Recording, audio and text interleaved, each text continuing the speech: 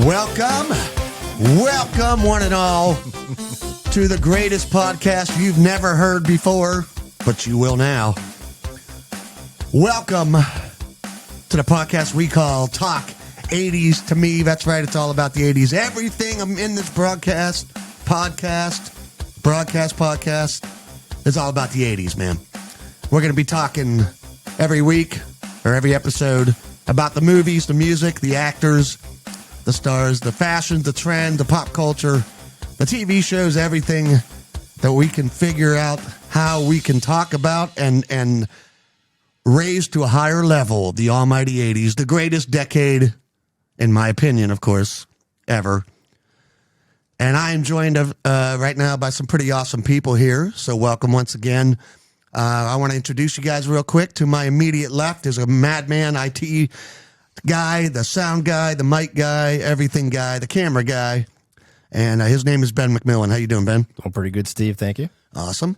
Thanks for all that you do for making this podcast happen, and thanks for the audio too. I'm excited that we're going to have audio this week. It's great. Yeah, well, last week you didn't ask for audio. You were talking about the video so much I kind of forgot about the audio. It's all good, man. To my immediate right, first we're going to introduce a madman by the name of Adam Jode, lead singer, guitar player, frontman extraordinaire for an awesome, hard rock, metal, bluegrass, blah, blah, blah band. Great band called Scattered Hamlet. How you doing, Adam? Good, thank you.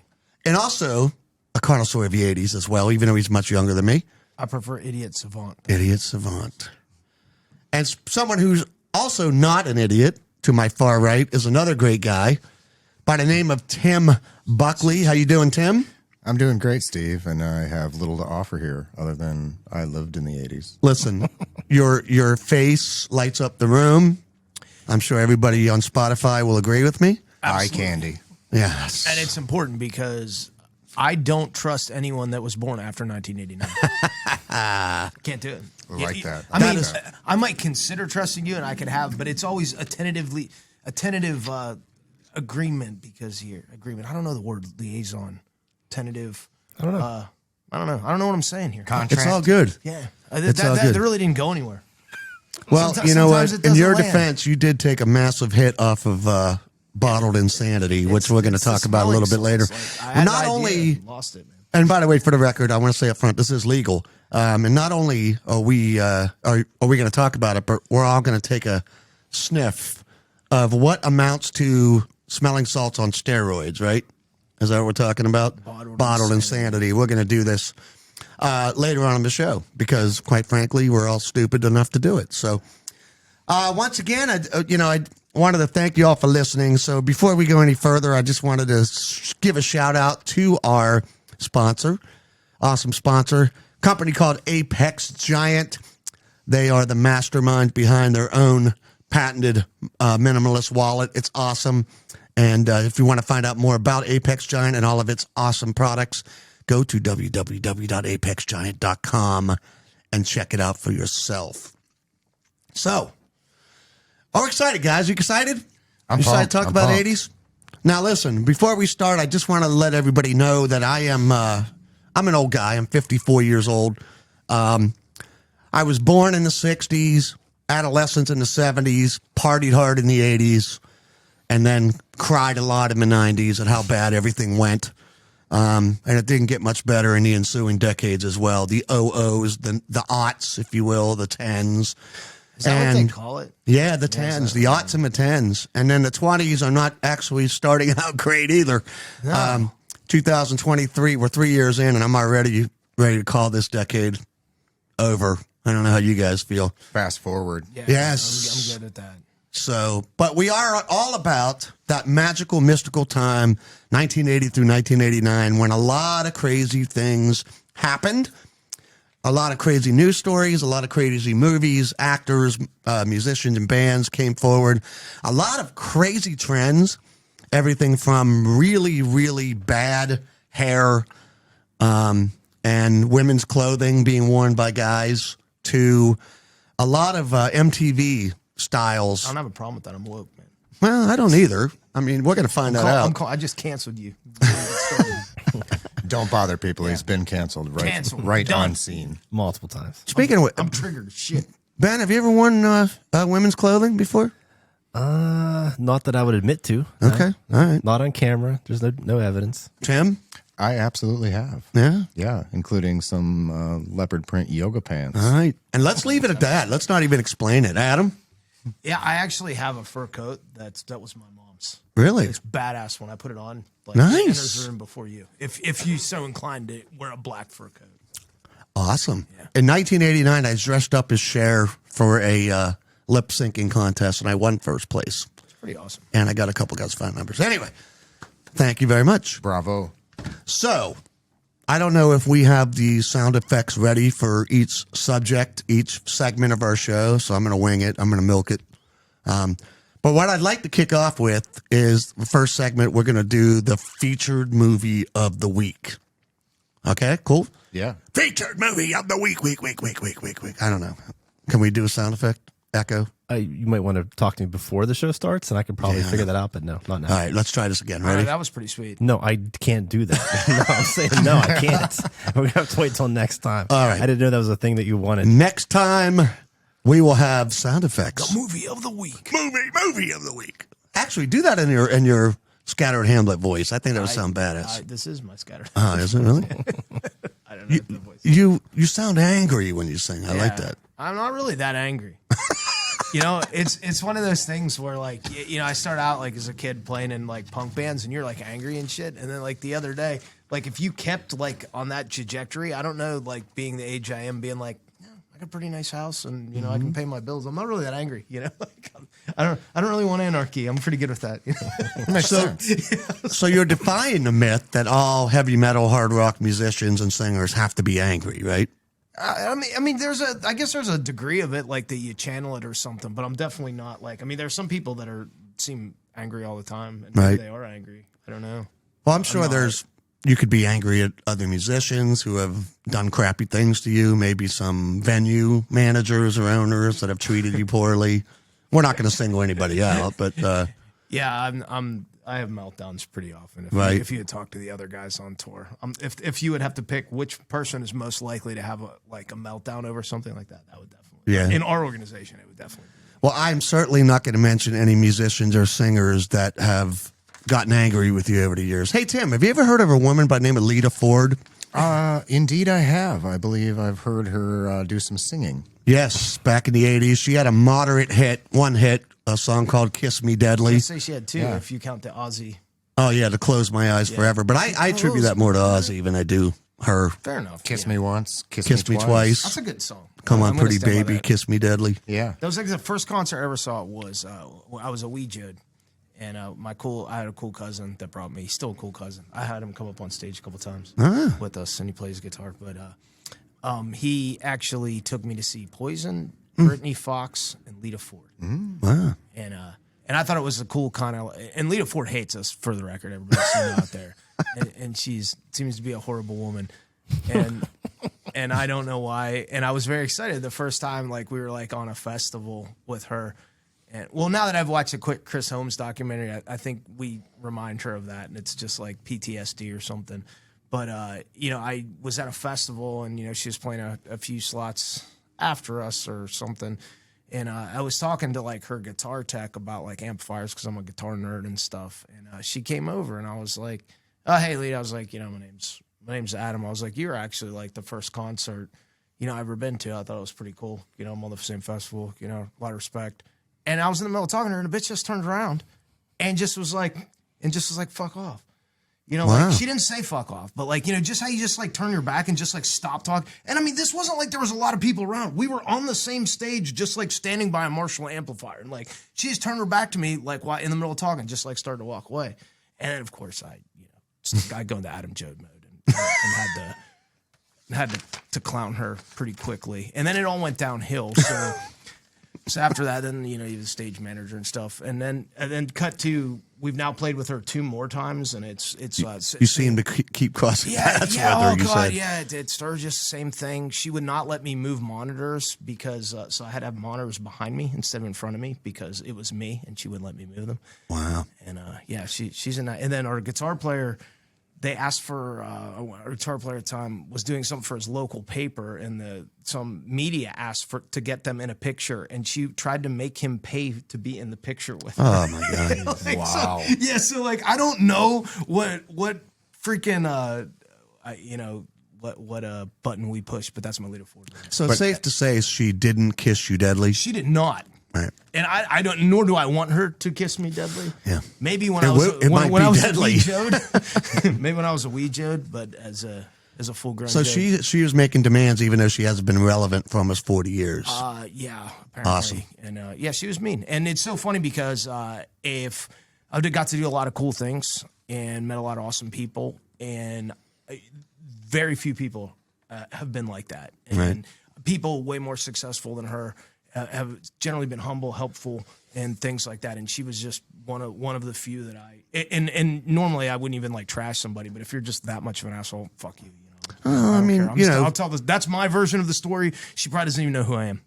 in her defense, maybe she was going through a painful bout of herpes or something at the time, you know. She could have been having a Maybe, bad allegedly. day. Maybe every time. Listen, sometimes you have bad days on the road or whatever. I try not, I'm sure I've been rude to people, and I apologize if I have. But but it takes like a special level of rude just to like turn your back on somebody when they're like talking to you, especially when they're like complimenting you. Like it's not like I was being mean or something. Right. That's it. We gave her too much time. Great story. You're welcome. And I just Story time. realized my That's good. son can't listen to this podcast now. Yeah, but that's all I'm right. sorry. When No, you it's get all me good. storytelling, that We'll bleep. I can like drop. Ben can bleep. Or do I have to tell you that ahead of time? I am not editing any of this stuff. You're not paying me enough to edit. This is a record straight through kind of thing. All right. So let's talk about the 80s, the featured movie of the week. And we talked a little bit about this before, and it's no surprise to the crew here what the movie is. But I wanted to just kind of let everybody know that this is one of the greatest movies, in my opinion, to come out of the 80s. Not just the 80s, but of all time. A legendary comedy released in June of 1980 called The Blues Brothers, starring John Belushi as Joliet Jake and Dan Aykroyd as Elwood Blues. And the movie is a sprawling, massive Sherman tank of a musical, over 2.5 hours long, with the simplest plot ever, especially for a movie that's 2.5 hours long and has some of the most amazing stunt work ever. But this is a movie where Joliet Jake gets out of prison, is joined up by his brother. They go back to their orphanage to talk to the penguin, a.k.a. the nun, the sister. She tells them that unless they can raise unless they can raise $5,000 in 2 days, the orphanage where they grew up is going to shut down. They try to offer money to buy, or they try to offer them her illegal money, and she proceeds to beat them both with a ruler and send them flying down the steps. So they decide they're going to put the band back together, the old Blues Brothers legendary band, but they have to travel cross country to find all the members. And as they pick up one member by one cross country, they manage to get a lot of people angry, including all of the local, state, and federal police and authorities, the Nazis, and the Good Old Boys, a country western band that really, really hates them and wants them to die. So chaos ensues as they embark cross country, along the way destroying not only over 100 cars, but a mall, a shopping mall that was being actually closed. And before they closed it, the producers of this movie, director was John Landis, by the way, who rose to fame first with the National Lampoon's Animal House in the late 70s, one of the greatest comedies ever made. Followed up with this. Originally they only had a budget of $10 million, but between the exploding cars and the destruction of a mall and John Belushi's spiraling cocaine habit, the budget went flying out of control, and it went way past its shooting dates. And Universal Pictures was panicking that they were having a Titanic bomb on their hands. They almost pulled the plug, but Landis kept begging them to let him try. Just let us get it done. And in June of 1980, they released this to not very good reviews. and it didn't really do well at the box office in its first initial run. But over the years, it became a cult hit, and it is it is respected and loved and revered as one of the greatest comedies ever made, and a tribute to John Belushi, because he died shortly after this movie was made of a massive overdose. A tragic story. And but anyway, so the Blues Brothers has a ton of great one-liners, a ton of great musical numbers. There's a great cast in this. They went and got some of the most legendary blues and R&B and soul singers and performers. It was Cab Calloway, it was James Brown, it was Aretha Franklin, it was John Lee Hooker, Ray Charles, just on and on and on. And it also boasted a really strong supporting cast of actors such as John Candy and Carrie Fisher, who was fresh off, obviously, the Star Wars fame, and a lot of other very well known and very respected actors. So great stuff, a lot of fun. Tim, you ever see the movie? I have indeed, but I bet it's been 15 or 20 years. Oh my gosh, you got to watch it again. Yeah, I'm all for it. I like rewatching those films that you probably didn't watch until I was, probably in my mid-20s. Right. And you watch it again as an older adult, and it's either absolutely horrible or you realize just how special it is. Pick up Adam, new things. You've seen it, obviously. Yeah. And you made a point, too, by the way, but I really thought it was cool that it really is a 70s movie that happened to be released in the early 80s. And I thought that was a great point. Yeah, when I watch it, when you first started talking to me about it, and I think of the 80s and I think of the 70s, when I rewatched the movie, and I did, before not knowing that it was released in June of 1980, which means it was filmed in the 70s. When I left it, I was like, I associate this movie with the 70s, which makes sense because it was the tail. It's not like what I consider the full-blown 80s, because, it kind of has that 70s sort of vibe, like that I would put it more in with like Animal House or like Smokey and the Bandit or things that are more 70s in nature, because that beginning of the 80s, I've talked to you about this before, like even musically is kind of like there's a lot of different things going on. Like if you look at the chart in 1980, I'm going to go off the top of my head, I could be wrong, I'm sure somebody in the comments will yell at me, but you got everything from like, you're coming off disco, you have Kenny Rogers, you have like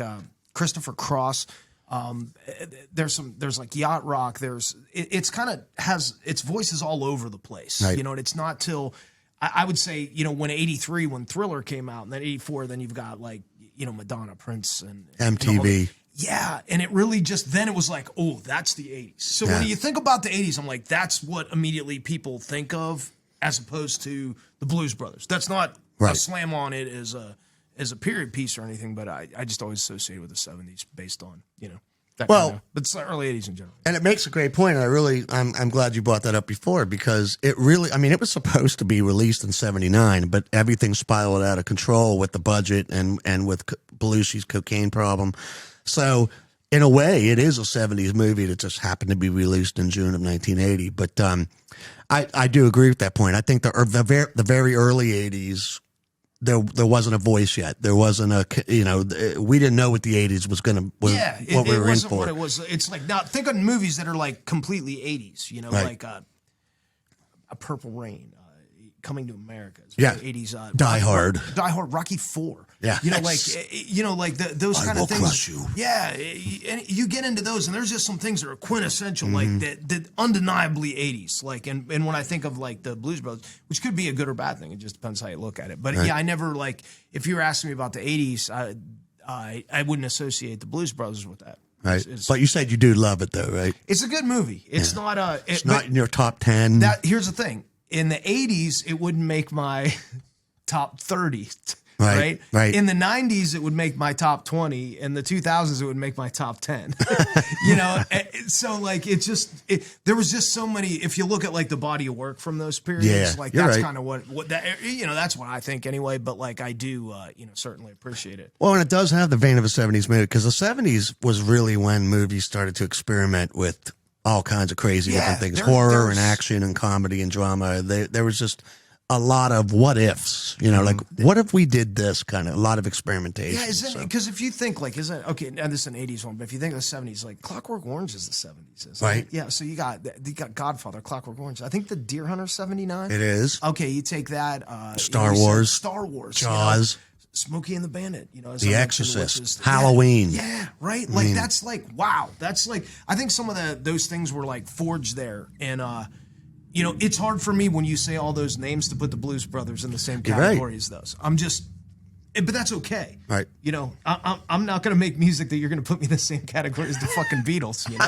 Like, you're not going to be like, oh, there's John Lennon. Oh, that's the guy who sings about moonshine in Blairtown. Yeah, and I have a Bucktown elbow, you know, tattooed. Adam on it. Lennon, everybody. Yeah, so that's not a... Ben, have you ever seen the Blues Brothers? I have not. Move on. Oh my God. I haven't seen it. I'm I was like 10. I feel bad for you. I'm sure you've seen a lot of bad movies too, and you haven't seen a whole lot of good ones. Have you seen like? That's a huge judgment, man. Where did that come from? It's just, that's I some got a pent-up weird aggression. vibe. You're Like, just it's like, waiting. do you ever see Animal House? I was waiting for you to say, and you're not a good person either. I was like, No, you're a good person. You're just kind of confused about, you know, the good stuff that came out of the 80s. You ever see Jaws? I did see Jaws. Animal House. I saw Animal House, but it's been a long time, so don't ask me Right, any right. questions. Halloween, the original. I probably watched the original, and that's probably where I decided I don't like horror movies. There's a part of horror. There's one little part about horror movies I don't like, and it's the scary part. I'm just not into the scary part. So if you could take that out, I'd watch it. Tim, you like scary movies?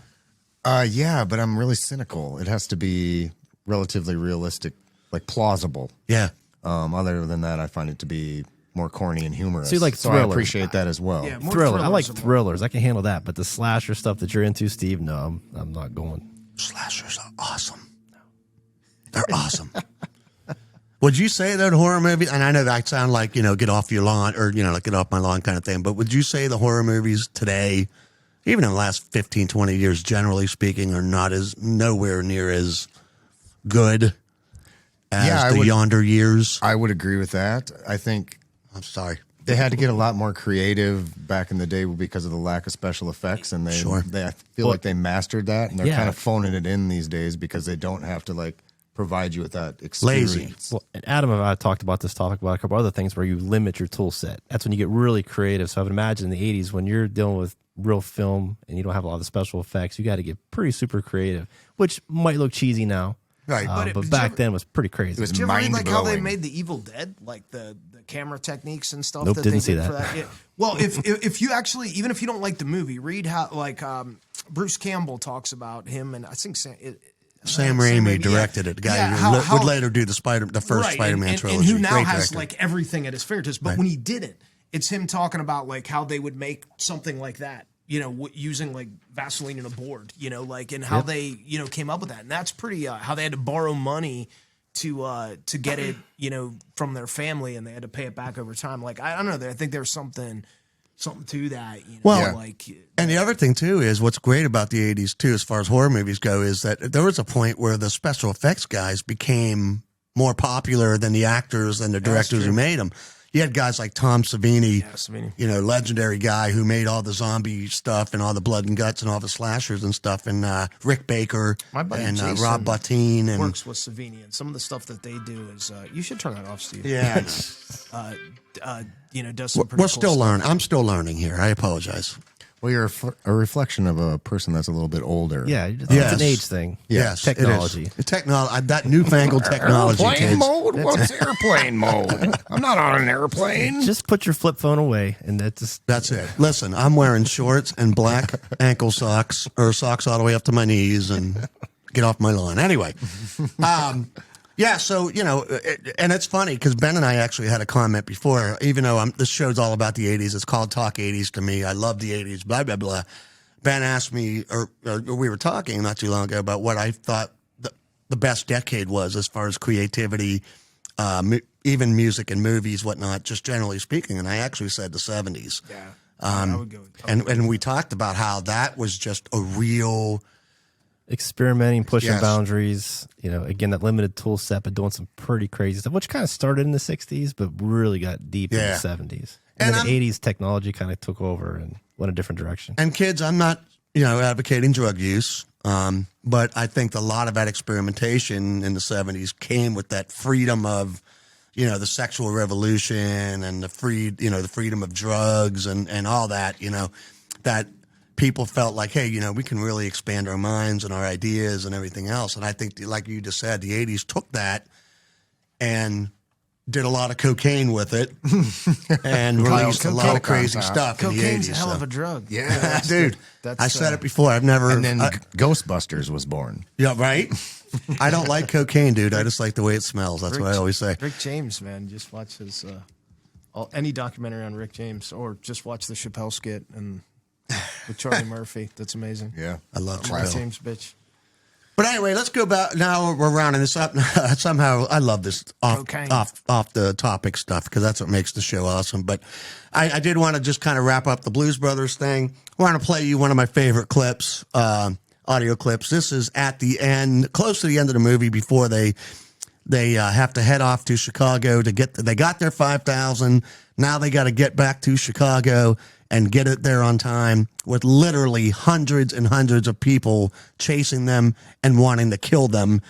So as they get in the car and they embark, it's nighttime, and Elwood Blues turns to Joliet Jake and says this. 6 miles to Chicago. We got a full tank of gas, half a pack of cigarettes. It's dark, and we're wearing sunglasses. Hit it. And then the chaos continues. Another quick clip I wanted to show you too. This is awesome. So the Blues Brothers are being held up in traffic and they don't understand what's going on. And there's a big protest happening in front of them. It's just flooded with people and cars. Cop walks by and Joliet Jake says, "What's going on out there?" And the cop says, "Those bastards won their court case today." And they said, "Who?" And it says, "The effing Nazi party." And there's a long pause. Like that, right? And then this is what's said. Illinois Nazis. I hate Illinois Nazis. And then they proceed to put the car in gear and drive right towards them. The Nazi leader says, "Men, stand your ground." And Elwood floors it, and they all jump off the bridge and go right into the water, and everybody cheers. It's an awesome moment. So... And for those of you who wondered whether or not Jake and Elwood were just deviant criminals, no. They were on a mission. See, we're on a mission from God. It's true. They were on a mission from God. They were told that right before the sister beat the crap out of them with the ruler. If James Brown was part of the mission, I'm in.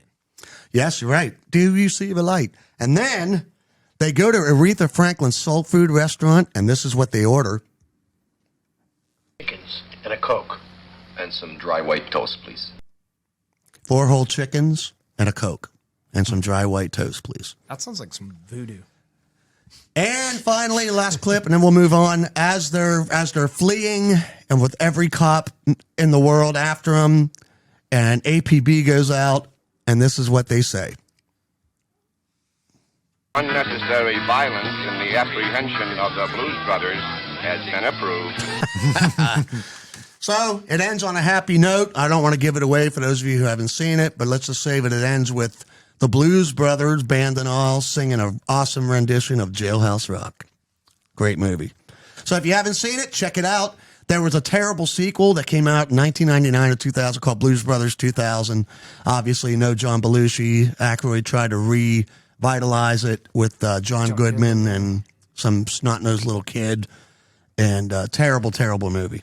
I vaguely recall it. Yeah, avoid it like the plague. But I will say, go ahead. I just remembered Kenny Wayne Shepherd was on it. Yeah. But I will give you one last tidbit about the Blues Brothers, which I thought was interesting. So the movie held the record for the most cars destroyed in the course of production for 18 years. 103 cars were destroyed in that movie. Unfortunately, that record was broke in 1998 with the sequel, Blues Brothers 2000. They wrecked 104. You know they just did that on purpose. How spiteful. Yeah. Yes, right? I'm sorry, if we're talking car ration movies. Right.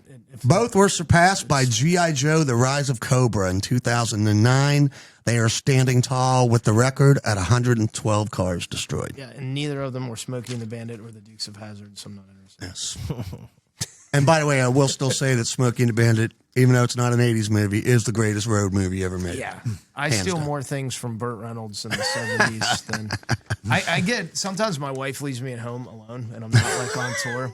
the first thing that happens is I sit in front of the television set, and this is real bad because like we didn't grow up with this stuff, you know, like having the internet, like the things that you can buy, and you have money because you're older. So I'll start drinking bourbon, and I'll start watching something like Smokey and the Bandit. I'll see something that Burt Reynolds has on. I'll be just like, I wonder if you can buy this from Burt Reynolds' estate, you know? Right. So I found out that like you could buy Burt Reynolds belt buckle. So pretty soon, like I'm doing like online bidding to get Burt Reynolds belt buckle.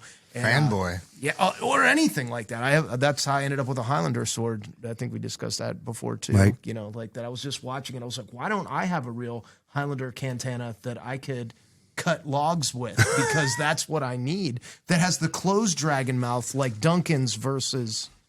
Yeah. The you know the other fellows from the movie and yeah, so anyway, pretty soon 2 days later, forget I ordered it, and then I'm like, oh yep, I have a sword now. It just sits downstairs and be like, it's a Highlander sword. Do the guys in Don't even Scattered look at it. Hamlet know that the only reason why this band is out on tour and making money is to feed your? Oh, the stupid stuff I buy? Probably. Yeah, absolutely. No, it's so funny because, like, I tried to, like, our drummer back in the day, you know, I was trying to, like, give him the youngster lesson as a more mature person. I'll be like, you know, you got to save your money. It's, you know, I'm telling him all about the business, and I'm going through the thing. And, you know, I'll be like, so make sure, you know, you make wise decisions and don't purchase. Here's my sword. No, but then he calls and tells me, he's like, you know what I got, brother? And I was like, what's that? He's like, I was at home the other day and I bought Stone Cold Steve Austin's belt. So now I was like, oh, okay. So there we go. So yeah, he would walk around with Stone Cold Steve Austin's belt, which was pretty incredible. And he doesn't even fit around him because he's so small. Like it can't even, on the smallest one, it just falls. So he has to wear it around his shoulder. So yeah. That is funny. Listen, I'm totally going to alienate 99% of our huge crowd when I say this, that the only good thing to come out of the 90s was the Attitude Era of WWF. Ooh, that's a good thing. There's more than that came out of this that was good. No, there isn't. Anyway. But the Attitude Era was incredible. This is when I leave to pee instead of defending the 90s. Just a little bit. That's a good time to do that. Hey, once again, don't forget this awesome show, Talk 80s to Me. By the way, we were supposed to have a sign, weren't we, today? It didn't show up today. Didn't show We'll up. have it for the next show. All right. Great neon sign was supposed to be behind us, but it didn't come through today. Man. Anyway, once again, friendly reminder, sponsors Apex Giant, proud maker, creator of and distributor, I guess, of the minimalist wallet that they make, and they're awesome. And you can check out that and all the other great products they have at www.apexgiant.com. Made in the USA. Made in the USA. Built to last forever, just like me. Lifetime warranty. Ben, real quick, did you ever see Smokey and the Bandit? You saw that, right? I did. And so in my mind, I thought that would be an 80s movie. You're saying it's a 70s. No, it came out in 77 or 78, right? But it does have an 80s vibe. See, like whereas I'm with you on that. I watch a lot of Burt Reynolds movies. Oh yeah, now, Smokey and the Bandit 2 came out in the 80s. That was still a good movie, not as good as the original. When we get into the third and Smokey and the Bandit 3 is not a good movie. No, it's not a good movie. Sorry. Where Jackie Gleason becomes the bandit. That's not a good idea. Anyway, all right. So let's. That took a long time. I apologize for that. A lot of long-winded discussion there. But anyway, we're going to move on real quick. We're going to do something that we did last week, but we're going to do a quicker version of it. This is called No News Stories of the Week. And what all this is the 1980s. Yes, I really got to get you to do that with like echo effects behind it. I can do that. All right, Tim. We set you up. Now you're back from your pee break. Yeah. And I had a pee too, but I just let it go. That's 2 podcasts in a row I didn't make it through, just for the record. Well, we set you up already. We introduced your next segment, so go ahead. Go. My next segment? Yeah. Let's talk about I'm just kidding. 80s. All right, didn't mean to stress you out. All right, so cologne of the 80s. What? Cologne of the 80s. Name one. Drakkar. I'm going to the 70s because I want high karate. Do you ever see Brute. that? Brute. The high karate has instructions on how to use self-defense to beat the women off you that you're going to need to. Oh, my God. That's awesome. Yeah. I tried to buy some on eBay. That's a whole other story. But I think that's 70s. Sorry. All right. Sorry for the sidetrack. Yeah. And I'm not News advocating stories being of the women. week. We're going to whiz through this real quick. I thought this was interesting. March 12th, 1980. It was a Wednesday, by the way. Serial killer John Wayne Gacy was convicted of 33 counts of murder of young men and boys between 1972 and 78.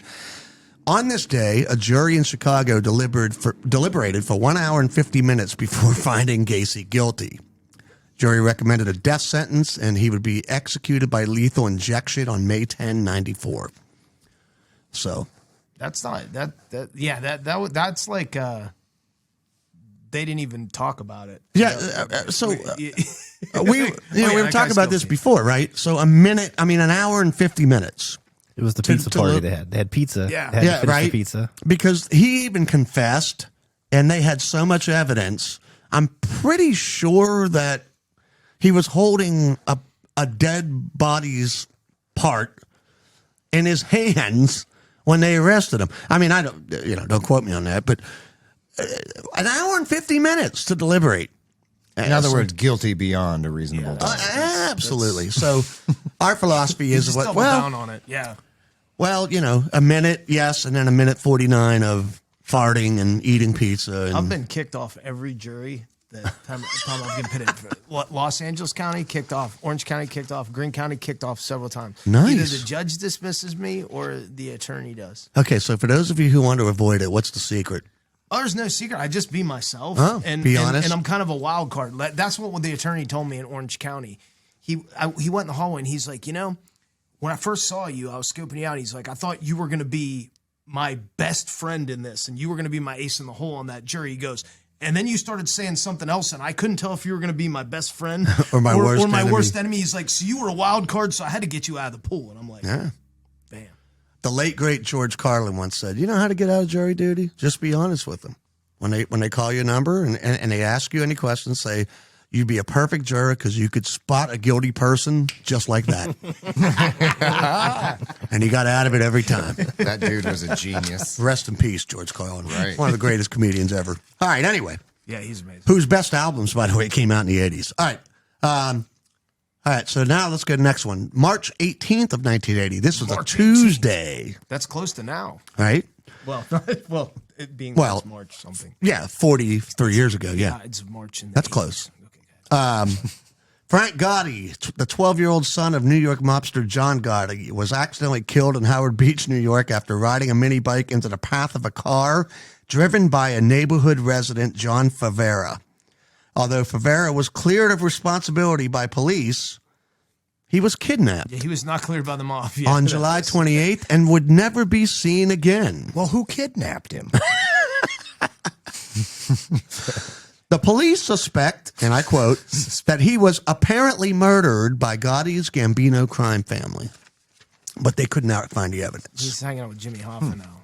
Yeah, that would be the worst thing ever. Like, I just feel bad for that guy. Because the guy clearly didn't mean to hit the kid. But and if you were going to hit a kid, which is horrible when I shouldn't even say it, but pick a different one. Yeah, right? Like, if I had to pick wait a minute. Hold on. Let's back up here. You started that with, dark. If you're going to hit a kid. If you're going to hit a kid. Yeah, there's just no way that this comes out right, so I'm going to stop. Yeah. Anyway, it sucks that you hit one of the most charismatic mob bosses of all times. Oh, my God. Kid. So, all right. Especially. Let's go with that. Ben, if you were going to hit a kid, what kind of kid would you want it to be? Oh, I've seen some kids. Tim, do you have an answer for that? Well, I'm looking more at what's going to damage my car the least. I agree. So you don't want a big short kid. So you want a kid. You want a thin kid, right? You want exclusively on size. No buns. I'm not discriminating. Ethiopian, I just maybe. don't want my car to get all dead. In wintertime, he's all bundled up in clothing. You pick the time of year and everything. Yeah. That's bad. Okay, you know what? Yeah. This is great. How do I cancel this show myself? Right? How do I do that? We've already been canceled, man. This is great. I get canceled. World record. Which, by the way, goes back to, I forgot to ask you this. Tim, talking about Gacy, who's your favorite serial killer? Oh, boy, there's so many to choose from. Right? I mean, but who's the one that you like the most? It's a screwed up question. I guess. As far as fan stuff goes, I'd have to go with the creepy, handsome dude, Ted Bundy. Yeah. I like his. Who's your favorite dictator? You know, the genocide of Listen, everybody's got a favorite serial killer. Everybody does. Ben? I'm going to go on record as saying I don't like any of them. Wow. That was the right answer. Because, like me, I'd be doing the same thing you are. What is that noise? Those are just a B-52 bomber, evidently. I could tell you I exactly hope that's what not the that Gotti vehicle family looks coming like. to get us. Is that a car or a motorcycle? Is that a car? Yes. Man. I think it's the Gotti family coming to get us. That might have been somebody that revs their motorcycle. Yeah. Wow. It's an epidemic sometimes. But the correct answer to my question, by the way, is Dahmer. I mean, that's a great answer. I love the story of Dahmer is so compelling and intriguing. And in fact, there's a Netflix, I think, special. Right? Is it on Netflix or Prime? Yeah, the guy from About American Sadly riveting. Horror Story. The guy And from, the late great Sam Kinison, another great comedian who hit his stride in the 80s. Boy, they're all dead, man. That's depressing. But anyway, he said the only reason why police found out about Dahmer is because there was a screaming, scared, naked boy running down the street with ranch dressing on his ass. So my wife, we always watch movies real quick. So Wow, talking damn. about Dahmer, that show's on Netflix. My wife always likes to tag the movie we're watching and put it on Facebook and tag me in it. And I never do that. So we're watching that Dahmer thing. So I was like, I'm going to be nice. I'm going to tag my wife in a nice little post on Facebook. And I tagged the movie, that Dahmer thing.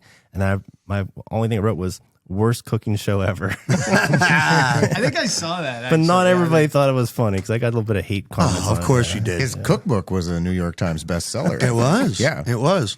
But here's the biggest reason why I would claim Dahmer as my favorite. He's in my top, definitely in my top two. I go back and forth. sick. See, we talked about Manson before, but he's not a very good serial killer, to be honest. Even with his Greene County No, he ties. did too much delegating. Yeah. Yeah, it's he like- didn't really kill anybody, I don't think, to my knowledge. Right? Yeah. No, Or did no, he? No, I don't know. Not that he was never convicted of killing Right. anyone. How about that? Yeah, is crazy. either way, not impressed. I'm not impressed by his work. Yes, but anyway, let me go back to Dahmer thing. Is that there's rumors abounding that he actually had a brief stay here at SCI Green, the Supermax prison here in Greene County. So that gives us a lot of, because as I mentioned when we were talking earlier, that not on this podcast, that there is, Charles Manson always tried to get to West Virginia because he does have ties to West Yes, Virginia, and, yes. and his stepdad, I believe, was in Moundsville. So there's rumors that he could have lived in Greene County. Does it surprise you that Manson has connections to West Virginia? I love West Virginia, man. I'm like, Greene County, I don't trust anything north of Rinky Dinks. I'm going to tell you right now. Right. If you guys know what Rinky Dinks Honky Tonk is, it's the border of Greene and Washington County. It's slightly in Washington County. That's why I don't say the border of Greene and Washington County, because Rinky Dinks is technically north of it, and that's where I put. Listen, don't say anything bad about them because they're a local business, and I'm hoping to get them maybe sponsor us one day. Rinky Dinks. Yes. Oh, I love it. No, I know. I don't have anything It's bad to crazy. say Have you ever about been it. to That's Rinky why you Dinks? left him within the border? Yeah, what's that? Yeah, they're within your Yeah. border of safety. Of so safety, yeah, there you go. that- that's that hot. increases your odds for a Have you ever been sponsorship. there? I belong to a hunting club north of there. And, Bringing and you back. And I don't even, and I don't even consider that in there. And I belong to that club. It's not. That's north of This there. is an 80s show. Have you ever been to Rinky Dinks? We got to go back to the 80s. All right. All right. And the last news story I'm going to mention, and I mentioned this before, but I'm going to talk because there's a reason why. The first Tough Guy contest, a mixed martial arts MMA competition organized by CV Productions, Inc., as the original government-sanctioned MMA tournament for men willing to pay a fee to fight for a cash prize. Pretty sweet. The fights were held at a Holiday Inn in New Kensington, Pennsylvania, over 3 days, and 42 contestants entered the first tournament. And New Kensington, PA, we figured it out. What? It's like 3 hours from here or Yeah, it's something? like- or No, is it isn't longer? it? It's like the greater Pittsburgh Oh, metropolitan area. Allegheny, Yeah, you're right. it's Allegheny County. Allegheny so area, it's- so it's pretty and interesting. they actually, Yeah. what you didn't know about that is Van Damme made a movie about it. Yes. It was called Lionheart? It's called Kickbox. Oh, kickboxing. Yeah, the that's it, Kumite, and they all got the greatest fighters in the world, and it happened in New Kensington, PA. I just completely made Is that when that Gracie fellow was beating all the guys twice his size, three times his size? That's in the 90s. That was that when 90s? that's when the UFC actually came into existence. That's the only other good thing that came out of the 90s. You're right. I forgot about that. UFC became huge in the 90s. when they put like all the different martial arts together to Yeah. see what would happen, and Gracie happened. Hoist. yeah, Hoist. Nice. So interesting, and I bring that up because Adam has an MMA background himself, and it's pretty cool. Just real quick. Yeah, I've trained. I've got to train with a lot of really awesome people, and been a sparring partner for many UFC fighters, and I've trained a lot of jiu-jitsu and things. It's been a really cool experience. When I went to Southern California to start my music career, I actually randomly fell into mixed martial arts as well, and did it as a hobbyist. I'm not a fighter, but I have cornered fighters and stuff, and I just like to be around the sport, Yeah. And it's cool. But there's a big difference. Like people are like, oh, you're a fighter. No, there's a Right. big difference. Like I'm like, All right. Our next real quick featured TV show of the week. Do it for me. The featured TV show. Featured TV show of the week in 1980. Debuted 1981. In 1981. We talked about this before, but nobody heard it but us, so we're going to bring it back again because it is one of the greatest shows of all time. The Fall Guy, baby. The Fall Guy with Lee Majors. I might fall from a tall building. I might roll a brand new car because I'm the unknown stuntman that made Redford such a star. We just lost. We're going to get sued. Copyright. No. Oh. Wait, is Lee Majors still alive? Can he sue us? Lee Majors not going to sue us because he might just slap us. Because he could. That's he could. He's a $6 million man. Is that the guy that does hearing aid commercials? Hearing aid commercials? Does he do that now? I don't know. What does he do? He does something. He's doing some bad commercials. Ear. Yeah, I don't know. Is that the bionic ear guy? Wrong guy. It might be. It makes sense. He's a $6 million man. Yeah, he did the bionic ear. His name is Lee Majors, and they had to change his name to Colt Seavers. Which is a badass name. That's what I'm saying. Yeah. How badass of a name is Lee Majors? Lee Majors that's is an amazing. awesome name. But then I'm going to be Steve Austin or Colt Seavers. Right. He was Steve Austin of a $6 million man in the 70s. And now he'll say here. Colt Seavers in the 80s. Man's a badass. It's awesome. Legend shit. And I remember growing up and watching The $6 Million Man thinking, man, this is like one of the best shows ever. And then he comes out with The Fall Guy in the 80s. I'm like, hats off to you, Lee. You're pretty awesome. I bought a giant Fall Guy Stunt Association flag that I bought when I was sitting watching TV one night. Again, my wife was out, and I was watching. And now it is on our base cabinet. It's at every show. So nice. when you look at our base cabinet, it's a Fall Guy. And there's always maybe 2 people in the entire audience who know what the hell that is. Right. And you can watch, by the way, The Fall Guy is available on Hulu and I think Amazon Prime. Tim, did I hear you say you never heard of it?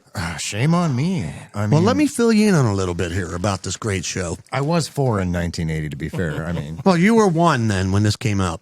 Okay. So, blah, blah, blah. An American action adventure television series produced for ABC television, originally broadcast from November 4, 1981 to May 2nd, 1986.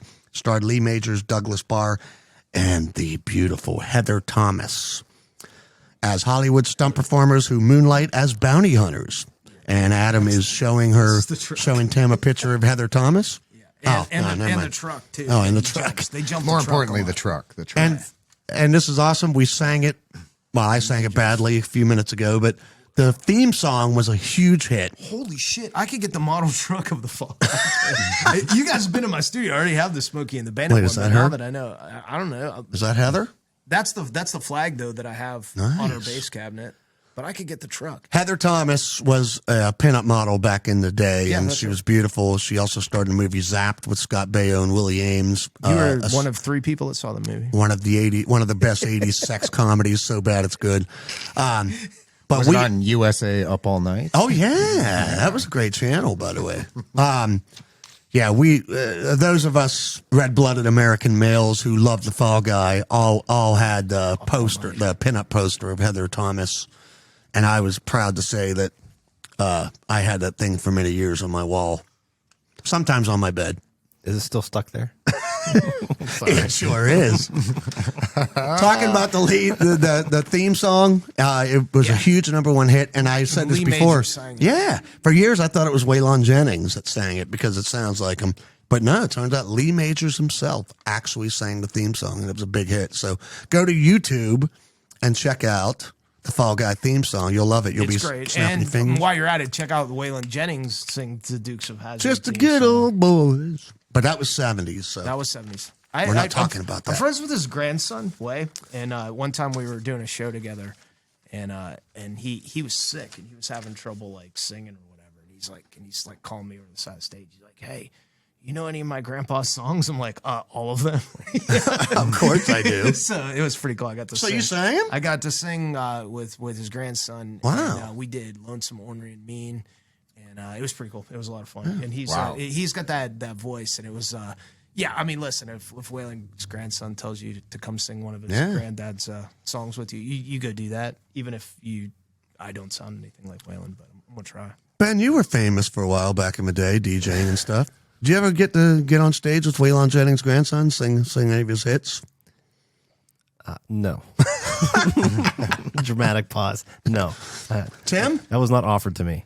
No, I did some choreography for MC Hammer. Oh, nice. Yeah. Did you wear the pants? No, I did not. This was pre-pants. That was in the this 90s. Was pre-pants. So, no. Oh, wait, that was 90. We can't talk about that. This is early in his 80s, before he was known. Underground MC Hammer. Back then, he was MC Nail. No, that was bad. He's a bad boy for the. They just called him Joe. Joe. Yeah. Joe. Okay. That's incredible. You knew when he was Joe. His real name is Joe. Hammer when his name was Joe. Yeah. You can't touch a guy named Joe. Yeah. So it's just like smoking pot with Johnny Hopkins, Johnny Hopkins. From Step Brothers when he's like, Oh, see, we know there's a guy locally named John Hopkins. That's what I thought you meant. oh, I smoked pot with him too. Oh, cool. Yeah. And we're definitely getting sued. All right, so that was the end of that segment. We're going to continue that in future podcasts, TV shows. I got decided I was going to do the voice to enter the next segment, Okay. but I don't realize what it is. So All right, yeah, right, absolutely. So right now we're going to do something I'm very called, excited. for our two guests, this is going to be quick. It's called Lightning Round. Enter the lightning round. Yeah, yours is better than mine. Well, I like enter because it's like Enter the Dragon. Well, here's a great Now movie, we're by back the in way. the 70s. Not in the 80s. Before lightning round, just so you don't forget, You know what? Yeah, let's do stimulate this your now. mind. That's a good point. I'm going to So- go fourth. Okay, I got to give a shout out because I did not come up with this idea to record reactions to Bottle Insanity. I was watching the Joe Rogan Experience, and he did, and they were doing it on his show. Smelling salts. And is what they we're were talking doing about. smelling salts, and his Smelling one engineer salts on won't do crack. it anymore and stuff. So God, Here we go. We'll pass We're it going to, around. so we This is like we used to pass around the Mad Dog 2020 back in the day. We bought Oh, the yeah. D-Mart with a fake ID. I'm scared, man. It's I'm just scared. such a So we bizarre unscrew. experience. You got to shake it up and then unscrew it. Dude, this is- sometimes it hits you in both nostrils. yeah, instead of that's one. what scares me because I got a big nose and big nostrils, man. I might actually snort up the whole bottle. Here we go. Shake it. I got to shake it first. I can't even breathe out of my nose because it's been broken so many times from getting hit in the face, but that still goes through it. To the dome. Oh, man. He went too far. Why did you do that? That's too far. Did he get some in his nose? I don't know if he did. It's going to stay there forever. Damn. I feel like we did like pansy amounts. of these Yeah, guys. I'm gonna go ahead and let these guys rock that out. I I'm mean, going to mute your microphone for about 3 minutes. Is that me? Steve, Oh, yeah, because he sounds like he's dying. let me know when you're okay. I seriously muted his microphone. this makes like for the a first- fantastic You sure you're okay? video. That's like the first time like your uncle gives you like a chew or something. You Yeah. know, like Oh when my you're a God. kid, they're like, "Hey, take some of this." All right, that was awful. I might be dead. Now Steve has forgotten how to read, so lightning round is canceled. Next week, let's just do this little scratch and sniff stickers. Let's just do that next week. Yeah, tone her down. Put it down. Bring it down. Whoa. You guys should carry this at Hilltop Packs. No. I think I'm blind and deaf now. Wow. Okay. You guys ready for the lightning round? So All right. how we doing? Like, All I right, give so an answer, yeah, then we're going to you go answer? you first, Tim second. Okay. You got to answer this as quick as we can. We're going to watch the timer, try to get now because there's two of you. We're going to go for 90 seconds, but we'll try to we answer don't this need it. off the top of your head, man. Don't think about it. Just tell me what you think. Answer it even if you don't know it. Questions about the 80s. It's not trivia. This is all your opinion on things pertaining to the 80s. beautiful. Okay. All right. And I'll keep score. All right, here On we your go. opinion. Ben's going to keep score. So lightning round. Here we go. Question number 1. Adam first. Best action movie of the 80s. Best action movie of the 80s is Rocky IV. Nice. Tim, Same question. same question. Red Dawn. Ooh, good one. Bam. Bam. Patrick Swayze is a prophet. Next question. Favorite horror movie of the 80s. Nightmare on Elm Street. Nice. Psycho. Is that the 80s or that's the 70s? That was 60s. 60s, dude. You're off. Psycho 2 came out in the 80s. freaking smelling salts, man. That Yeah, guy's it 2 is. decades behind. Yeah, your decade's all messed up now. Then I'm gonna have to go with Faces of Death. Which actually I do recall you Yeah. could rent it from the VHS store. Absolutely. And It was Yeah, classic. that was in It the was back. controversial. It's Yeah. in the back with the Rub and Tug movies. Yeah. Man, there are some scenes in that. Rub and Tug movies. Behind the golden curtain. Oh, that was great. Sorry. All right, next question. Favorite band from the 80s overall? Duran Duran or Guns N' Roses? Guns N' Roses. All right, awesome, I'm going man. Guns. Here we go. Favorite song from the 80s overall? Doesn't have to be from your favorite band. Ooh, favorite song from the 1980s. I'm going to go with Prince's Let's Go Crazy. Oh, great song. Well, I'm a Minnesota boy, so it's hard for me to not say Prince, but just for argument's sake, I will say Uptown Girl. Nice. No, I'm kidding. Oh, I'm so I sorry. like You guys that are song. patronizing me. No, I like that song. I'll I love Billy Joel. Man, I don't do Uptown Girl. I'm sorry, fellas. See, we changed it to Bucktown Girl when it came out. Oh, so there's some Respect the elbow. there's a nostalgia effect Absolutely. for you guys. I can respect that. Tim's from Ohio. He's doesn't from know what I'm Ohio. talking about. Minnesota. I lived in Ohio for 7 months, and Ben makes me. He makes from you an Ohioan. Yeah. Yeah. He's the only person to move to Ohio on purpose. Hey, I found out, by the way, that You they. didn't let him answer the question. I know, but I found out they call a slut in Ohio. You know what they call them? Hey, What? What'd you just say? You know what they call sluts in Ohio? I'd love to know now. Ohos. I swear to God, that's their actual name. Ohos. You're All getting right. I canceled. found that out the hard way. All right, you didn't answer the question. Favorite song from the 80s? Oh man, now I'm on the spot again. Yeah, I would have to go probably When Doves Cry. Nice. Neither one of you said Purple Rain. I'm shocked by that. It's not one of my favorites. I mean, It is one of my favorites. I've but yeah. learned it. I appreciate it more like over time as I've gotten older. But you know, There was a phase for a while where we covered it. Ben dressed as Prince Oh, I had the ruffled shirt. with the mustache and everything. It was just a couple want years a ago. purple It was motorcycle. awkward. And then he beat Eddie Murphy and his brothers in basketball too. Morris Day in the time is seriously Great. like I take more stuff from Morris Day and professional wrestlers from the stage than anybody ever knows. Like it's incredible. And Well, and that movie also was Apollonia and was it Vanity and just a lot of in that movie Purple Rain, obviously. Duh. Yeah. So great movie too. All right, favorite overall album from the 80s? Album. Born USA, Springsteen. Man, you're getting some good answers. Huh? I guess because of my age, there was a real not Lies. What was the name of the album? Appetite for Lies. Destruction. Appetite for Destruction. Yeah. GNR. What? I'm gonna. That was say in my something, roller rink days. But I'm gonna tell you how, and I will die on this hill.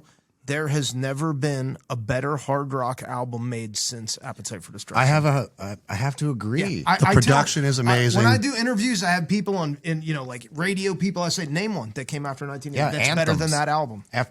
You Multiple anthems. There's great albums that have come out since then, but nobody did that. There is not a filler song on that album. That album, I and listened it's to it still on- fresh. Sounds fresh today as it did back in I 1987. have it at vinyl. I listen to it at home. It's still, and it's not something I listen to like all the time. But Right. like when you listen to it, you're like, that is you don't hear anything bad. the best hard rock album since it was released. Yeah, I agree. It's it. It's the bar.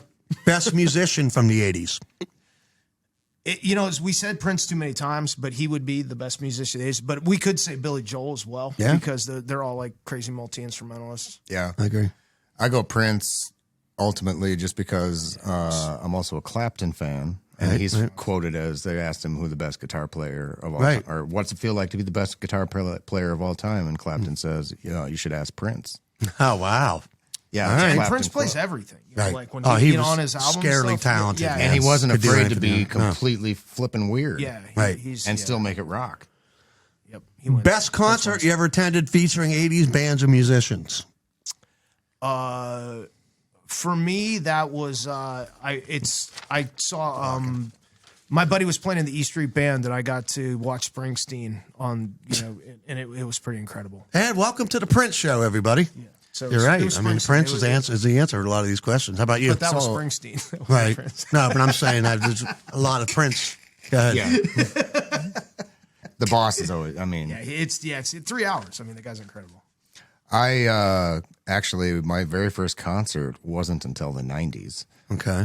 But I did see a version of Faster Pussycat and LA Guns at a dive bar that held about 200 people in probably about 2008. So it's my only frame of reference. However, I was a big LA Guns fan, oddly Me enough. too. And yeah, it was pretty badass. But unfortunately, I'd love to see Guns again. Mm-hmm. I mean, there's a lot of those bands I'd want to see now. I was, I want to talk. I dogged somebody before, so I feel that I need to say something positive about somebody because I dogged Lita Ford earlier. So I'm going to say something positive about 80s musician Tracy Guns from LA Guns.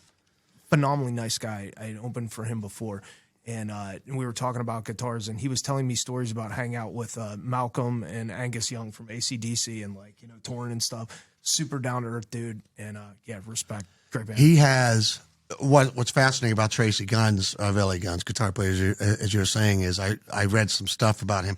He has had his whole life crippling anxiety to the point where there were a lot of venues, a lot of shows that he had where he had to play backstage. He one time he had to play in the bathroom because his anxiety had crushed him so much that he couldn't face the crowd. Wow. And for him to be able to have the career that he's had and be a phenomenal musician and great songwriter and everything with that, it's pretty impressive. Yeah, what a strange career choice, but your talent is where your talent is, I guess. Worst band from the 80s. Worst band from the 80s. Worst band from the 80s. Damn. I don't want to say it because I actually have one of the road cases. The worst band in the 80s. I'd say something like Flock of Seagulls. My God, you get outside of my head. This is Flock bad, of Seagulls. Right? Yeah, I mean that's it. Always ends up on every '80s soundtrack, and I'm like, and you still listen to it. Yeah, and I'm just like, this is bad. I don't get it. And check it out, they're still touring this year. Good, well, good on them. I appreciate that. I just think that's So was New Kids on the Block? that was going to be my other one. Holy shit, we're on this Strangely level. enough, they came out in the 80s. Yeah. Absolutely, they did. I mean, they destroyed a lot of. I mean, we could argue that the Jackson 5 kind of started that whole genre, but Right. that's not fair because they had talent. Yeah, this Right, is highly right. talented. So did too. Justin Timberlake. I'll give him credit, but Timberlake was the only good thing to come out of that. yeah, that. And, Wait, Timberlake wasn't in Backstreet Boys, was he? no, he was in NSYNC. NSYNC. That's 90s. Don't get confused on that. So yeah, Yeah, I apologize. Flock of Seagulls was go-to, and then I was like, yeah, as long as New Kids were, because Kids. I had young sisters at the time, Yeah. and so there's some personal grievances I have with that band just because they're my mind-numbingly horrible. stepsister was into that, and I have now. I bought it at Goodwill. I have a road case that's a New Kids on the Block road case, and it's funny to roll that into a venue, That's especially great. when you look like us and like you like. Ben, No, you look like you were going to say something. Well, once you get into like boy band stuff, you're talking about more marketing and branding and making Corporate. It's more manufactured music than anything. I'm Yeah. not trying to Corporate. take away from Are you individual saying talent. Donnie D's not hanging tough? He's not hanging tough in my book. No. And it's also when look became equally as important as talent, if not more. Yeah. So Yeah, that's my well, 2 cents. Just for my 2 cents, Jefferson Starship might be the You'll- worst you'll- band from the 80s. You'll never get me to say anything bad about Gracie Slick. I listened to that on Listen, vinyl. I loved her. Slick's awesome. I loved Jefferson Airplane I in was the just 70s. about to ask you what's your But opinion of Jefferson Airplane is. Starship, 80s, they completely changed everything, and they came out with the worst single. I'm waiting. You know, that was written by Bernie Taupin. Was does it? all the stuff with, for Elton John. We that's- built the this city Oh my on rock God, and that- roll. That's Bernie. I've got that on vinyl at home. Dude, I'm that's- gonna make you that's listen still, to it That's next still a time you monster come. song. I don't We care. built That's still, this city. It's catchy as hell. Voted by Rolling Stone magazine as the absolute worst song, not just of the 80s, you know what but Rolling ever Stone recorded. also said? They've said a lot of stupid things. I that know. don't agree with. But it's a terrible They're not song. the all authority. Just an opinion. You know what they said their second one is?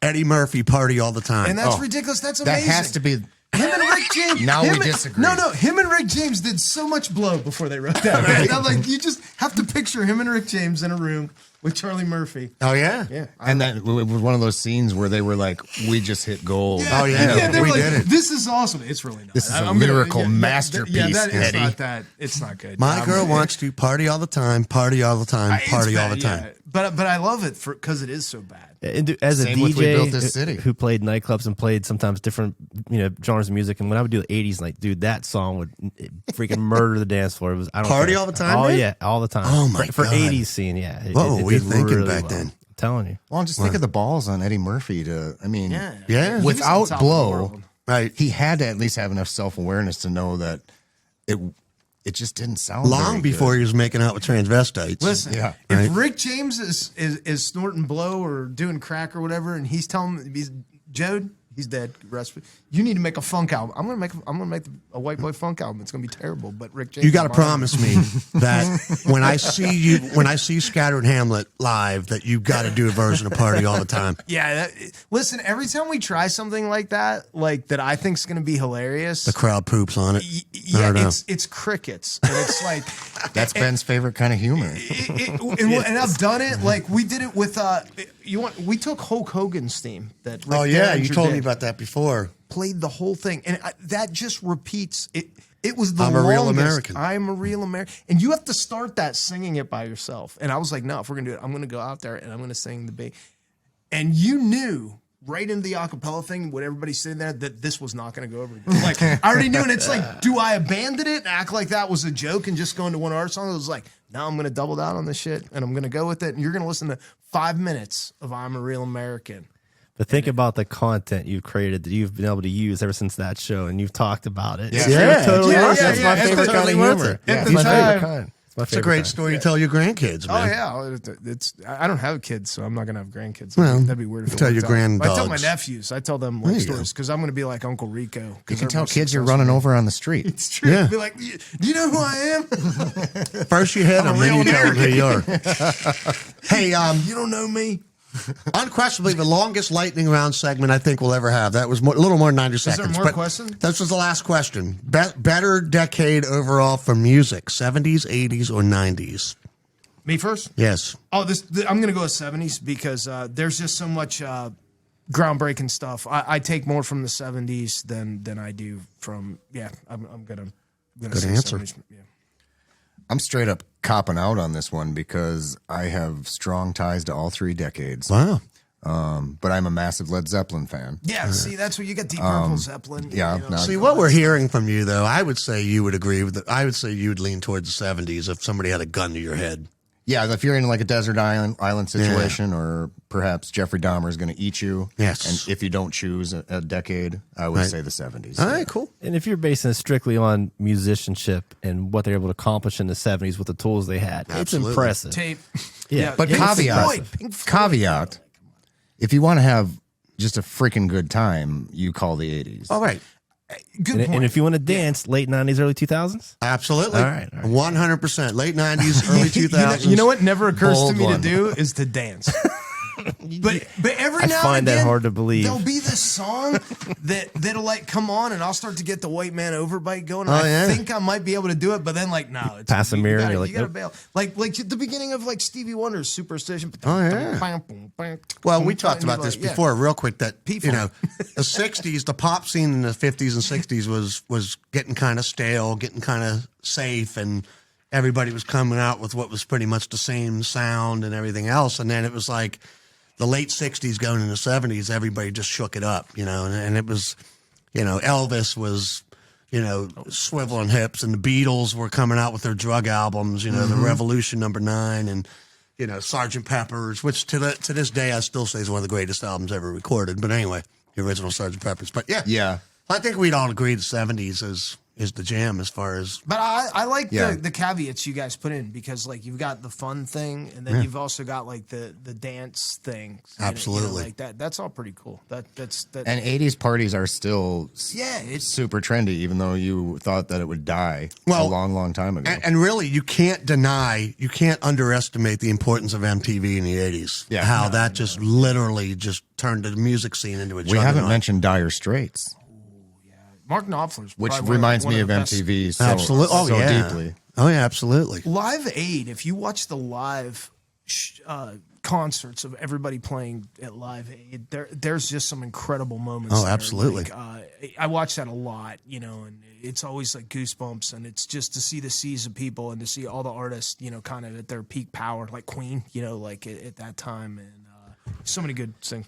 If you want to talk about MTV era, like I think of like ZZ Top and what they're able to do with it and create an image that they didn't necessarily have when they first started. You know, the whole beard thing. Yeah. And I think if they didn't have MTV, they probably would have shaved it after a year or two and moved on. Yeah. But that became their thing. And to me, when I think about 80s and music videos, I think of ZZ Top. That's Yeah, what I think. they Good I- argument. I think of Thriller immediately. Somebody says MTV because that really just. I mean, first of all, the first long form mini movie. Yeah. That was directed by John Landis, by the way. Nice way I did not know wrap that. us up See, full that was, circle. I'm impressed, Steve. That's sweet. Yeah. I did not know that. Well, let's see how impressive you guys are with this one. Quick trivia question. What was the first single and who sang it on MTV? Video Killed the Radio Star, the Buggles. You are the man. You are the man. All right. Thank you for the longest ever lightning round. That was awesome, you guys. Thank you. Quick thing I wanted to say, by the way, we were talking about 80s bands originally that are still touring. So I did a little research, and this is pretty crazy, man, that these are just some of them, but non-metal 80s acts on tour in 2023 include Madonna, Billy Idol, Journey, Duran Duran, Pat Benatar, Cyndi Lauper, Flock of Seagulls, Rick Springfield. Springfield. Right? I listened to his show, that Working Class DJ on Sirius XM. He's a good dude. Yeah. John Mellencamp, REO Speedwagon, Toto, Jay Giles Band, Loverboy, Night Ranger, B-52, and Bryan Adams. Bryan Adams. The Boss is still touring, too. And, well, I don't include him in that because he was a 70s guy. Ah, touche. Touche. And I almost said Billy Joel, but he was a 70s guy, Touche. too. That had big success in the 80s. I agree. And then when we talk about 80s metal and hair bands, which, by the way, in a future segment, we're going to talk all about hair bands because that's such a great topic. Metallica, Guns N' Roses, Iron Maiden, Def Leppard, Motley Crue, Skid Row, Warrant, Bret Michaels, Poison, LA Guns, Firehouse, Stryper, Extreme, Winger, and a whole lot more. There's all these rock cruises that are happening and rock festivals. A big one is called M3 Festival. It's held every year in May in Maryland, just a short 3-hour drive from where we are. Full weekend, 3 days of like 30 to 40 different 80s hair bands all day, all night. I've been there 4 times. It's amazing. Wow. Tickets are like $100 for the whole day. I mean, for the whole weekend. Band has the best hospitality I've ever seen, and they tie into this. Iron Maiden. Really? It is Spinal Tap back there. You get. I was a guest before to there, and my friends were opening for them.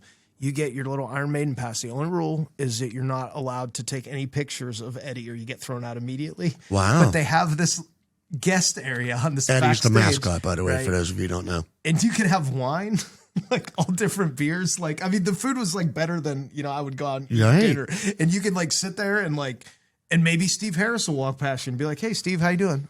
"Very well, thank you. Are you enjoying the food?" It's like, it's just the most, and like these guys, Bruce Dickinson flies his own plane there. It's like the most like posh, like British, and then they're on stage. It's like the Number of the Beast and so. And here's a cool tidbit about Iron Maiden too: is that Bruce Dickinson, lead singer, he's a pilot, and he flies the band everywhere they tour. Ed Force One is the name of the jet. Yeah, Ed Force One. Yeah, that's true. It's crazy. You also said Bryan Adams too, and the Reckless album is probably one of the greatest albums of all time as well. And he's doing like an arena tour too, by the way, and he's selling out. You said so many things, so I'm like bouncing. Right. I know, it's crazy. Hospitality to Bryan Adams.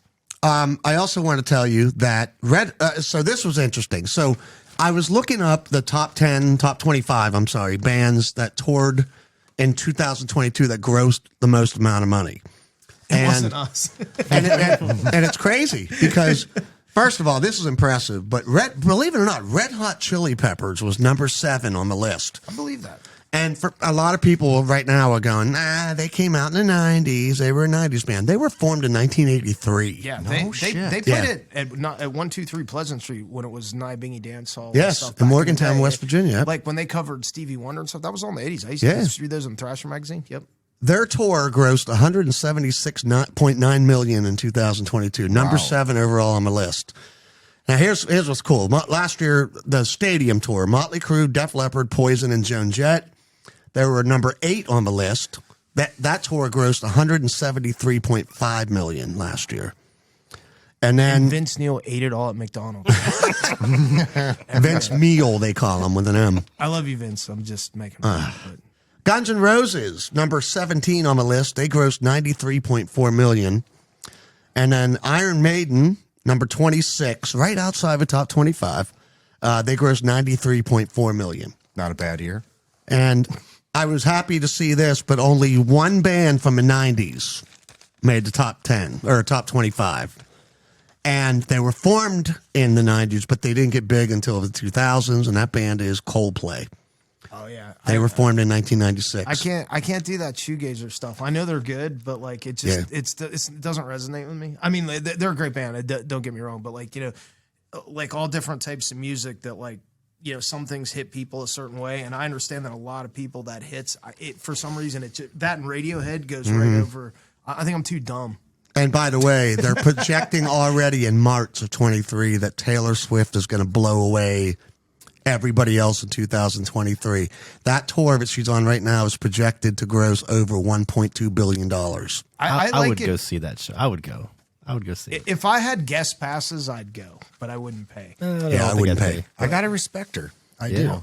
I love it when she holds Spotify hostage because it always means that I get paid slightly more money because she has like this way to do that. Like, no offense, Spotify, but it's just it's pretty awesome. Yeah, so she's a badass. Yeah, so when she starts leveraging for like artists and stuff, like because being on the bottom of that pyramid, a lot of people will start dogging her, and it's like, no, you don't realize how much that helps like people that are not in a position to negotiate like that. All I'm saying is, I'd be scared to death to date her, though. Oh yeah. I don't think that's going to be an option anytime soon. I mean, it might happen. Dating Taylor Swift. It might happen for me. I'm just saying, it's a possibility. I think out of the four of us, it's probably you or I, Steve. I think if she were to date. I mean, I'm just saying, I feel bad for every guy that's ever dated her because now, every one of her hit singles is based on the last butthole that she dated. Right. But I wouldn't mind being that butthole. Huh? Wait, you wouldn't mind being in that butthole? Did I hear that right? I misunderstood. 80s. We're back. We got off topic. All right, guys, we're wrapping up this show. Our first one that you can officially hear, I should say. So I thank you guys for listening. I hope that we can do this again very soon if we're not canceled and thrown in jail for the things that we've said. You triggered me like 4 times. And I need a safe space to recover. And I'm very thankful that I'm still alive after that awful hit of bottled insanity. But once again, I want to thank sponsor Apex Giant. Go to www.apexgiant.com. Check out all their awesome products, including their fantastic minimalist wallets. You're going to love that. I'm going to wrap up the show like I want to do with every show. And that is the Steve Barrett dad joke of the week. And I hope that you guys laugh hysterically. All right.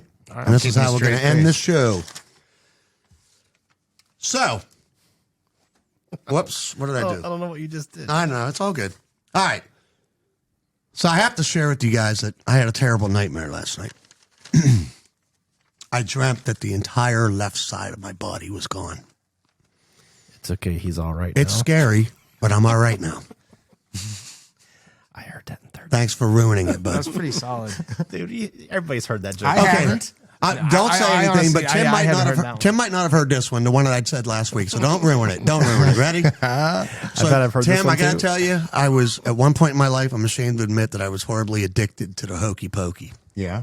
But fortunately, I turned myself around. All right, that one's better. And with that, we're out. We want to Thank you for having Tim us. Buckley. We want to thank Adam Jode. We want to thank the man, Ben McMillan. I am Steve Barrett. Talk 80s to me is officially over. Episode 1. We will be rocking with you soon. The 80s are never over. The 80s are never over. Talk to you soon.